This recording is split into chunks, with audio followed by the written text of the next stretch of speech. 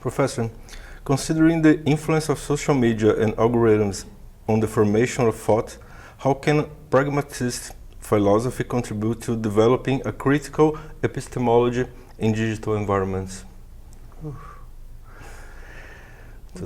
Yeah, that's a tough question. Thank you for the question, though. One thing that I think is that AI is taking human active thought out of the process. And so one thing I think is really important is that people engage with one another again with actual texts, the reading of text themselves, interpreting the text themselves, and again, in community with other people. I think after the pandemic, after COVID-19, after other things, political things, we've had some traumas, and we have to learn how to be in a room together with each other and just talk. And I think social media is not being really it's not helping us in this scenario. And so, yes, more communication, more dialogue, but it also has to begin with us interpreting and thinking for ourselves. And so I think that is part of epistemology, is engaging the world, interpreting the world, reading for yourself. Yeah, I am personally very fond of board games. And in board games, in the board game session, you have the interaction, the re-interaction. Yes. And it's very nice because of that. Yeah, we have to learn it again. Yeah, I think that's right. And in what ways can Peirce's concept of community of inquirers be adopted or applied to contemporary educational spaces, especially in light of fragmentation of knowledge?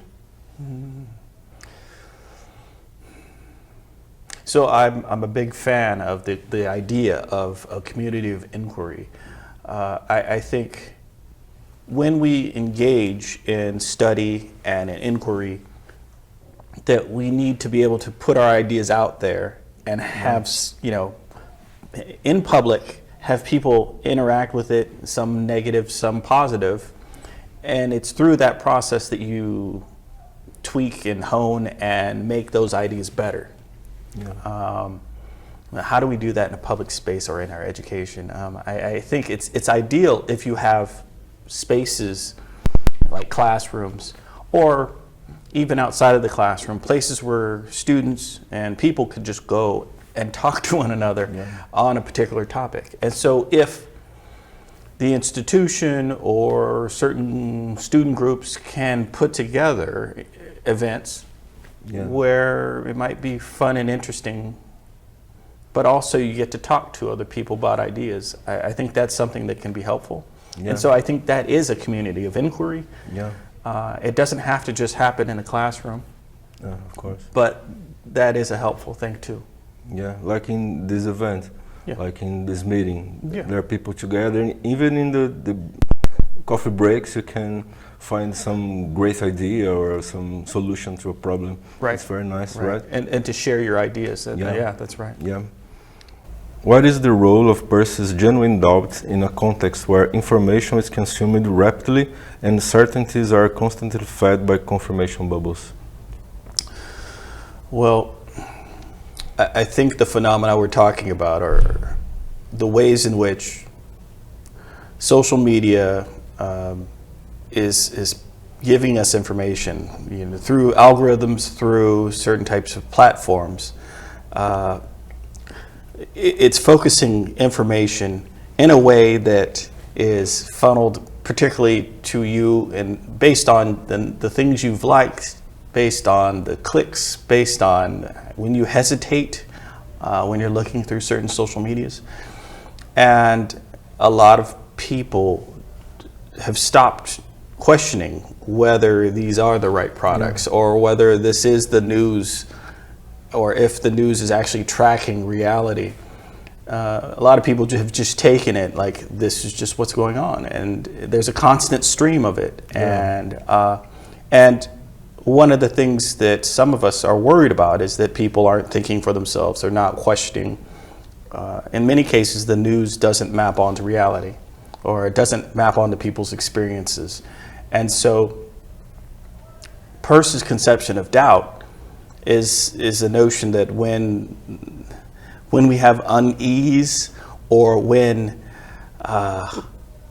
we're not sure, right? When some suspicion arises, or this is the way I usually explain it, there is some sort of like a chafing, a rubbing together, and that can be mental or it can be physical. When there's a doubt, you stop and you try and inquire into the situation. Why am I having this chafing? And I think in the situation with media or with our political situation, I think there's plenty of chafing going on. Yeah. And people need to embrace that doubt, or to actually, think about what is giving you that dis-ease.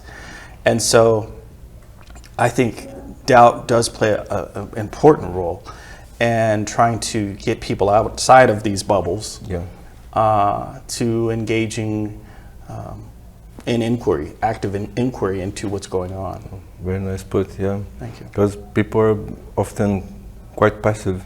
Yeah. And just, okay, if it's there, it's true, and right. yeah, it's horrible, yeah.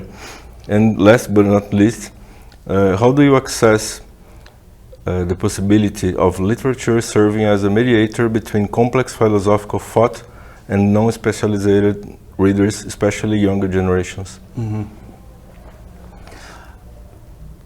I have more recently done a lot with literature, with poetry, or at least poetic thinking. I think there's a way in which philosophy can be written where you're still doing some of the rigorous stuff, or some of the definitions, and you're worried about logical inferences and things of this sort. But you can also write it in such a fashion that it actually draws people in, or you use certain passages from a well-known writer and then explain how that maps into this philosophical idea. Yeah.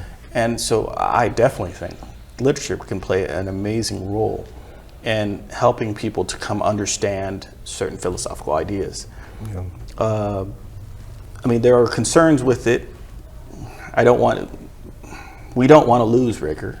We don't want to lose good definitions. Yes, of course. That's one worry. Another worry is that some people can misuse literature and poetry for nefarious reasons, or for propaganda. Yeah. And so that's a concern. But, I mean, it shouldn't be missed or forgotten that Plato wrote in such a way that it was dialogues, right? And there was metaphor and allegory all over the place. Yeah. And it's actually helpful, and some of the best philosophy we have. Yeah. And so I think a literary turn, or using things that aren't just dry philosophy, I think that it definitely can be helpful. Yeah. Especially with good writers that generate good metaphors. Yes. And good thinking. Yes. And I think it's a very deep process, and it delivers too much to people, to readers. Yeah, I agree. Well, thank you. Yeah, thank you.